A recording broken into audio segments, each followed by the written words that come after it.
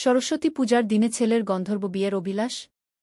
আমি হতবাক হয়ে গেলাম যখন ছেলে আমার চোখে চোখ রেখে বলল, মা, ছোটবেলায় পড়েছিলাম গন্ধর্ব বিয়ে হয় ফুলের মালা বদল করে। আজ সরস্বতী পূজার দিনে আমি তোমাকে বিয়ে করতে চাই, তুমি আমার স্ত্রী হিসেবে জীবন কাটাও। সরস্বতী পূজার দিন আমাদের বাড়ির কাছেই পূজা হয়। ছেলে আমাকে হলুদ রঙের শাড়ি কিনে দিল। মা, তোমার জন্য সে শাড়ি এগিয়ে দিল আমার দিকে। আমি অবাক, এত দামি শাড়ি কিনলি কেন? পূজায় পড়বে, সে বলল। সরস্বতী মায়ের পূজা, তুমিও মা, তোমাকেও সাজাতে চাই আজগো। আমি শাড়ি পরলাম। ছেলে আমাকে দেখে বলল, মা, তুমি দেবীর মতো লাগছে গু। আমি হাসলাম, অত প্রশংসা করিস না গে। পূজার মণ্ডপে যাওয়ার আগে সে আমাকে বসতে বলল তার ঘরে। আমি বসলাম বিছানায়। কি ব্যাপার? এখন তো বেরোতে হবে গু। হঠাৎ আমার হাতে একটা ফুলের মালা পরিয়ে দিল। গোলাপ আর গাদার মালা, সুন্দর গন্ধ। আমি বললাম, এটা কি জন্য?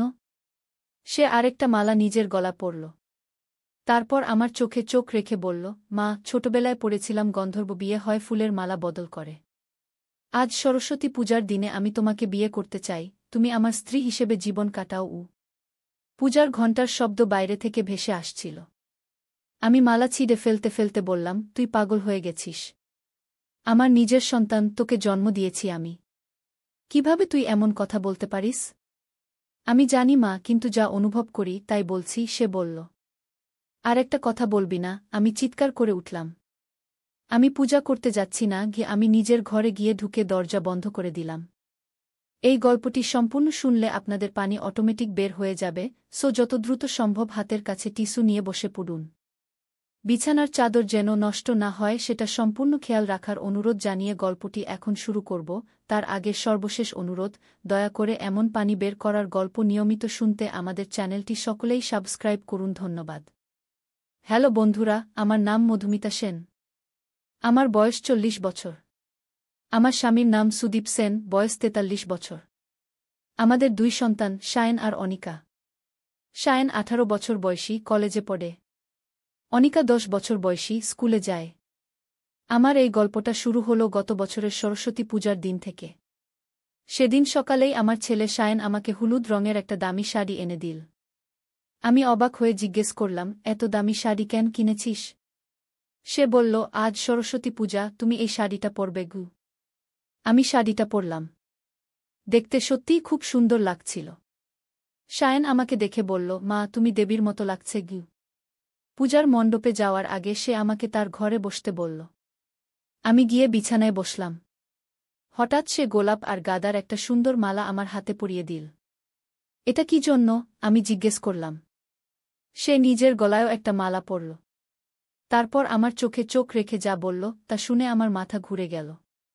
মা, ছোটবেলায় পড়েছিলাম গন্ধর্ব বিয়ে হয় ফুলের মালা বদল করে। আজ সরস্বতী পূজার দিনে আমি তোমাকে বিয়ে করতে চাই, তুমি আমার স্ত্রী হিসেবে জীবন কাটাও। আমি মালা ছিঁড়ে ফেলে দিয়ে চিৎকার করে বললাম, তুই পাগল হয়ে গেছিস? আমি তোর মা। তোকে জন্ম দিয়েছি আমি। কিভাবে তুই এমন কথা বলতে পারিস? সে শান্ত গলায় বলল, আমি জানি মা, কিন্তু যা অনুভব করি তাই বলছি গু। আর একটা কথা বলবি না? আমি রেগে গিয়ে নিজের ঘরে চলে গেলাম। দরজা বন্ধ করে দিলাম। সেদিন আর পূজায় যাইনি। সারাদিন ঘরে বসে কাঁদলাম। ভাবলাম, আমার ছেলেটা কি হয়ে গেল? কেন এমন কথা বলল? সন্ধ্যার দিকে স্বামী সুদীপ বাড়ি এলো। আমি তাকে সব বললাম।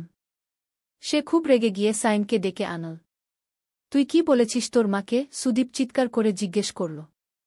সায়ন মাথা নিচু করে দাঁড়িয়ে রইল। কিছু বলল না। উত্তর দে, সুদীপ আরও জোরে বলল। সেদিন রাতে আমরা 3 জনে বসে অনেক কথা বললাম। সায়ন বলল যে সে নাকি আসলে আমাকে একটা সারপ্রাইজ দিতে চেয়েছিল। কিন্তু তার কথাগুলো খুব ভুলভাবে বেরিয়েছে। আসলে মা, আমি তোমাকে বলতে চেয়েছিলাম যে আমার প্রেমিকা আছে। আমি তাকে বিয়ে করতে চাই। কিন্তু তার আগে তোমার কাছ থেকে আশীর্বাদ নিতে চেয়েছিলাম। গন্ধর্ব বিয়ের কথা বলে আসলে তোমাকে বোঝাতে চেয়েছিলাম যে প্রেম করে বিয়ে করলে কোনো সমস্যা নেই গি। আমি অবাক হয়ে বললাম, তাহলে এভাবে বললি কেন? আমি নার্ভাস হয়ে গিয়েছিলাম মা। কথাগুলো ভুলভাবে বেরিয়ে গেছে গি। পরদিন সকালে সায়ন তার প্রেমিকা প্রিয়াকে নিয়ে এলো। সুন্দর মেয়ে, ভালো পরিবারের। আমার ভালো লেগে গেল। কিন্তু সেদিন থেকে অদ্ভুত কিছু ঘটনা ঘটতে শুরু করল আমাদের বাড়িতে। প্রথমে মনে হলো বাড়িতে কেউ একজন লুকিয়ে থাকে। রাতের বেলা অদ্ভুত শব্দ হয়। দরজা জানালা আপনা আপনি খুলে যায়। একদিন রাতে অনিকা কাঁদতে কাঁদতে আমার কাছে এলো। মা, আমার ঘরে কেউ একজন দাঁড়িয়ে আছে গিয়ে। আমি তার ঘরে গিয়ে দেখি কেউ নেই, কিন্তু জানালা খোলা। তুই হয়তো স্বপ্ন দেখেছিস, আমি তাকে বললাম।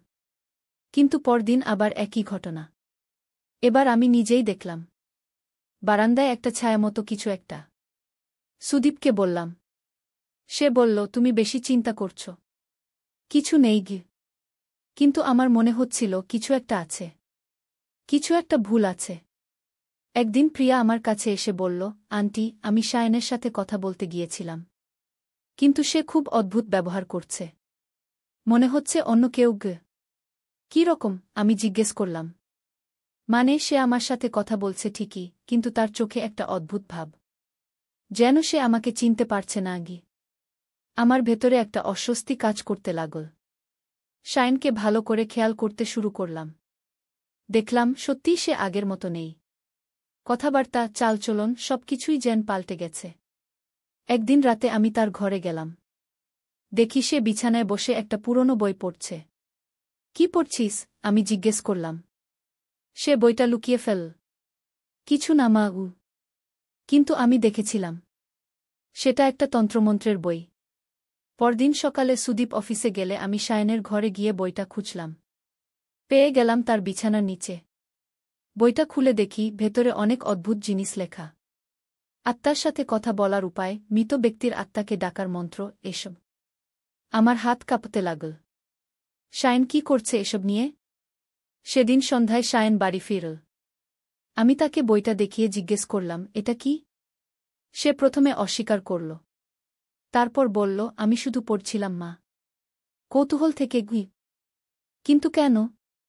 আমার মনে হচ্ছে আমাদের বাড়িতে কিছু একটা আছে। আমি বুঝতে চাইছি কি গু। সেই রাতে আমার ঘুম এলো না। মনে হচ্ছিল আমার ছেলে যেন আর আমার ছেলে নেই। কেউ একজন তার জায়গা নিয়েছে। পরদিন সকালে আমি আমার বর বোন কল্যাণীর কাছে গেলাম। তাকে সব বললাম। কল্যাণী বোন বলল, তুই একজন তান্ত্রিকের কাছে যা। আমার পরিচিত একজন আছে গিয়ে। আমি রাজি হলাম না প্রথমে। কিন্তু ঘটনাগুলো আরও বাড়তে লাগল। একদিন রাতে আমি দেখলাম শায়ন বারান্দায় দাঁড়িয়ে কার সাথে যেন কথা বলছে। কিন্তু কেউ নেই সেখানে। আমি কাছে গিয়ে ডাকলাম, শায়ন।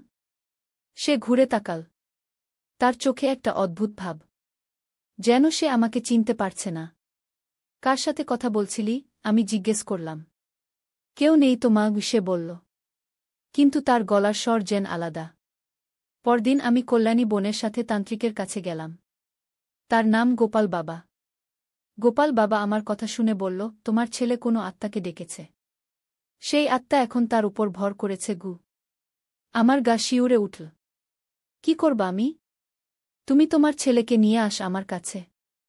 আমি দেখি কি করা যায়। সেদিন বাড়ি ফিরে শাইনকে বললাম গোপাল বাবার কাছে যেতে। সে রাজি হল না। আমার কিছু হয়নি মা। তুমি বেশি ভাবছ। কিন্তু সেই রাতেই আরও ভয়ঙ্কর একটা ঘটনা ঘটল। আমি রাত 2টোর দিকে ঘুম থেকে উঠলাম পানির জন্য। রান্নাঘরে গিয়ে দেখি শায়ন সেখানে দাঁড়িয়ে আছে। তার হাতে একটা ছুরি। শায়ন, তুই কি করছিস? সে আমার দিকে তাকাল। তার চোখ যেন আগুনের মতো লাল। তুমি কে? সে বলল একটা অদ্ভুত গলায়। আমার পা কাঁপতে লাগল। আমি তোর মা গু। আমার মা নেই। আমার কেউ নেই। সে ছুরি তুল। আমি চিৎকার করে সুদীপকে ডাকলাম। সুদীপ দৌড়ে এসে শায়নের হাত থেকে ছুরি কেড়ে নিল। শায়ন হঠাৎ মেঝেতে পড়ে গেল। বেহুশ হয়ে গেল। পরদিন সকালে শায়নের কিছুই মনে নেই। সে বলল, আমি কি করেছি মা? আমি সব বললাম। সে ঘাবড়ে গেল। মা, আমি কিছুই মনে করতে পারছি না। মনে হচ্ছে কেউ আমাকে দিয়ে এসব করাচ্ছে গি। সেদিনই আমি জোর করে শায়নকে নিয়ে গোপাল বাবার কাছে গেলাম। গোপাল বাবা শায়নকে দেখেই বলল, হ্যাঁ, এর উপর একটা আত্মার ভর আছে। এবং সেটা খুবই ক্ষতিকর। কি করব? আমি কাঁদতে কাঁদতে জিজ্ঞেস করলাম। এই আত্মাকে তাড়াতে হবে। কিন্তু সেটা সহজ হবে না। এই আত্মা অনেক শক্তিশালী। গোপাল বাবা বলল যে এই আত্মা নাকি একজন যুবকের। সে অনেক বছর আগে আত্মহত্যা করেছিল। তার প্রেমিকা তাকে ছেড়ে চলে গিয়েছিল। সেই দুঃখে সে আত্মহত্যা করে। এখন সে অন্যদের সুখী পরিবার ভাঙতে চায়। তোমার ছেলে যখন সেই বইটা পড়ে মন্ত্র করেছে তখন এই আত্মা এসেছে। গোপাল বাবা সায়নের জন্য একটা তাবিজ দিল। বলল, এটা সব সময় গলা রাখবে। আর যতদিন না আমি পুরোপুরি তারাই ততদিন একা থাকবে না। কিন্তু আত্মা এত সহজে যাবার নয়। পরের কয়েকদিন আরও ভয়ঙ্কর সব ঘটনা ঘটল। একদিন প্রিয়া বাড়িতে এসেছিল। সায়নের সাথে কথা বলছিল। হঠাৎ সায়ন প্রিয়ার গলা চেপে ধরল।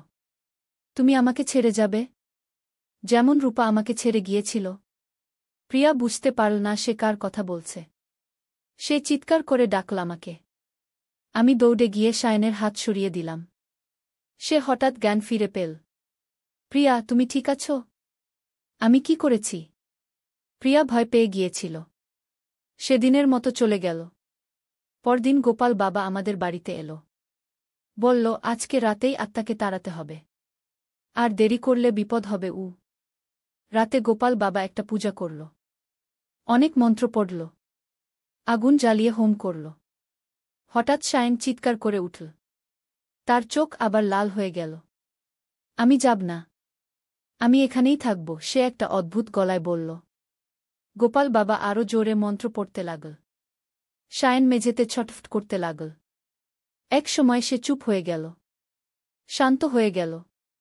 গোপাল বাবা বলল, আত্মা চলে গেছে। এখন তোমার ছেলে ঠিক আছে। পরদিন থেকে সায়ন আগের মতো হয়ে গেল।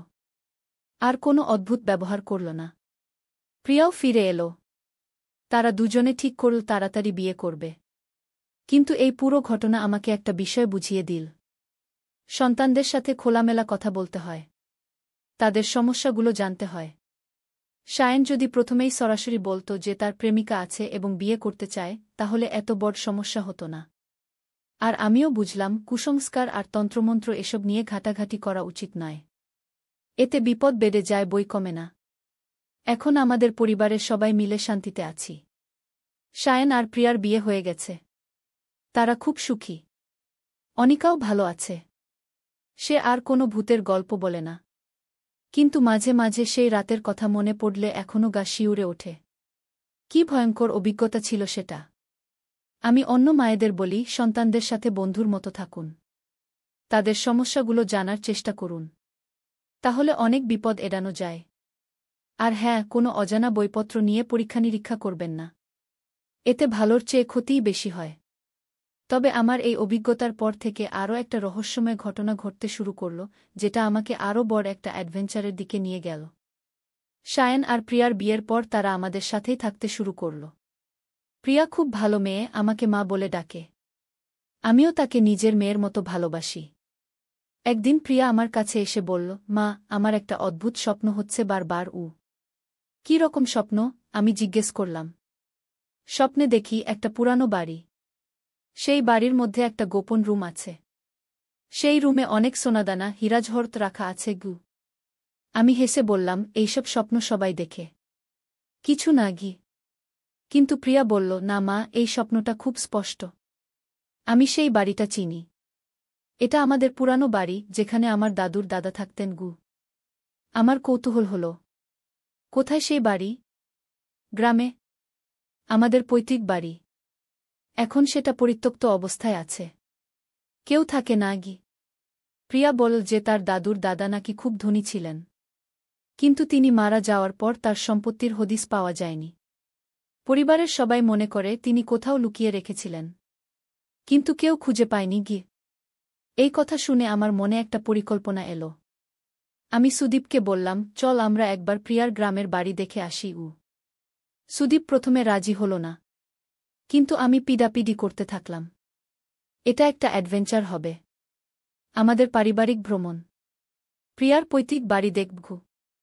অবশেষে সুদীপ রাজি হল। আমরা সবাই মিলে, আমি, সুদীপ, সায়ন, প্রিয়া আর অনিকা, প্রিয়ার গ্রামে রওনা দিলাম। গ্রামটা ঢাকা থেকে প্রায় 100 কিলোমিটার দূরে। আমরা গাড়ি করে গেলাম। প্রিয়ার পৈতৃক বাড়িটা দেখে আমি অবাক হলাম। বিশাল বড় বাড়ি। তিনতলা। কিন্তু অনেক দিন থেকে কেউ থাকে না বলে জায়গা জায়গায় ভেঙে গেছে। এই বাড়িতে আমার পরদাদু একা থাকতেন, প্রিয়া বলল। তার কোনো সন্তান ছিল না। আমার দাদুই ছিলেন তার একমাত্র উত্তরাধিকারী। আমরা বাড়ির ভেতরে ঢুকলাম। অনেক রুম, সব ফাঁকা। প্রিয়া বলল, আমার দাদু বলতেন পরদাদু নাকি একটা গোপন রুম বানিয়েছিলেন। কিন্তু সেটা কোথায় কেউ জানে না।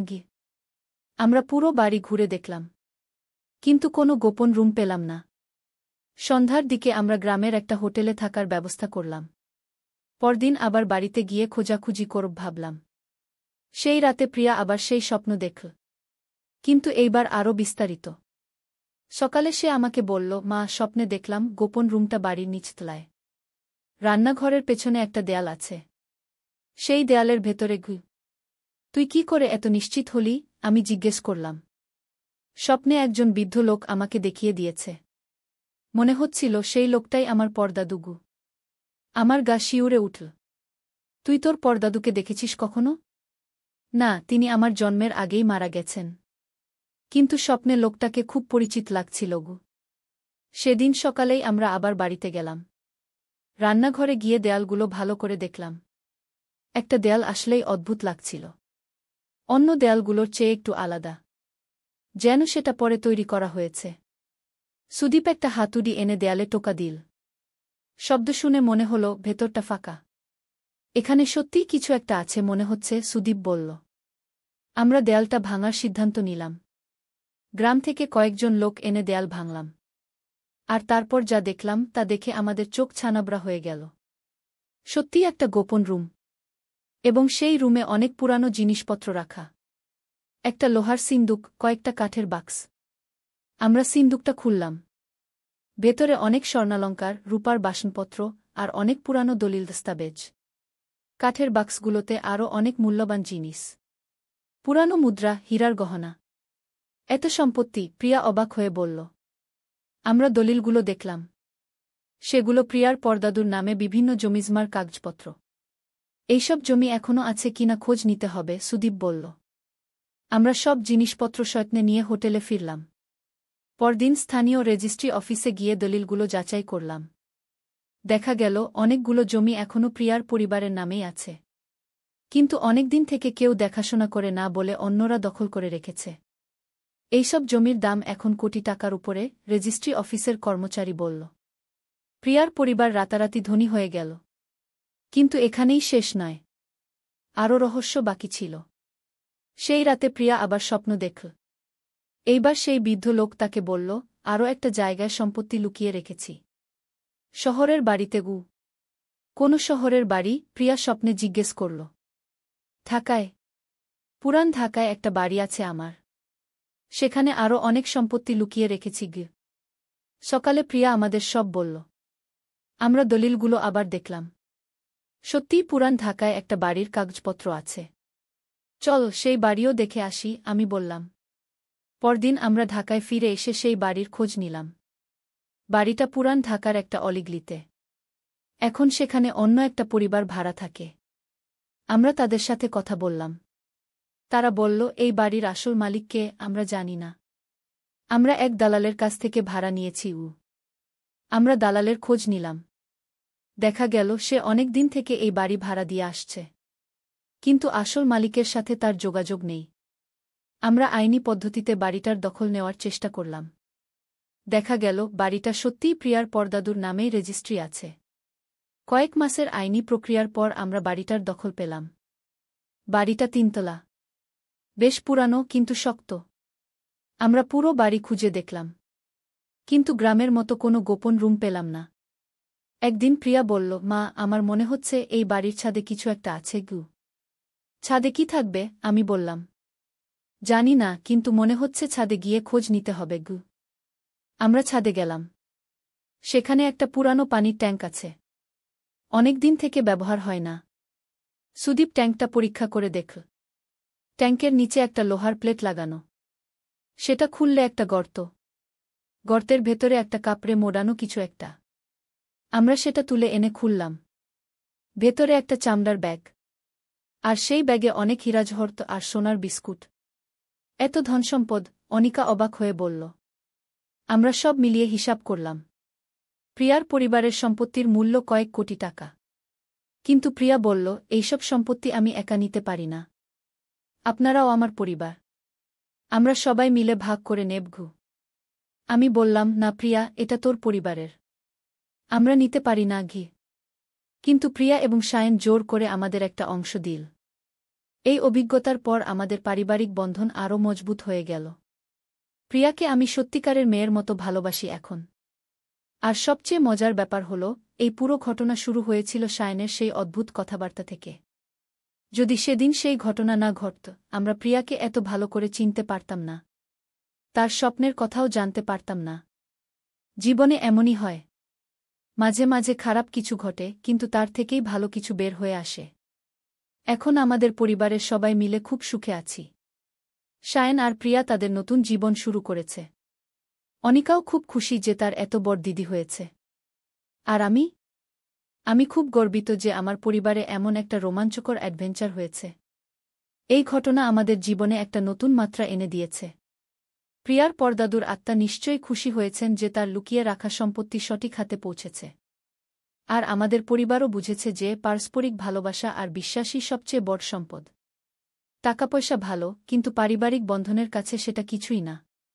আজ যখন এই গল্পটা বলছি, তখনও মনে হচ্ছে স্বপ্নের মতো। কিন্তু এটাই সত্যি।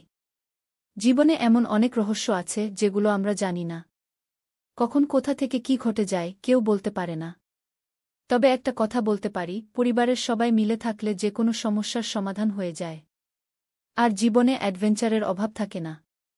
আশা করি আমার এই গল্প শুনে আপনাদের ভালো লেগেছে। এমন আরও গল্প শুনতে চাইলে আমাদের চ্যানেল সাবস্ক্রাইব করুন। ধন্যবাদ।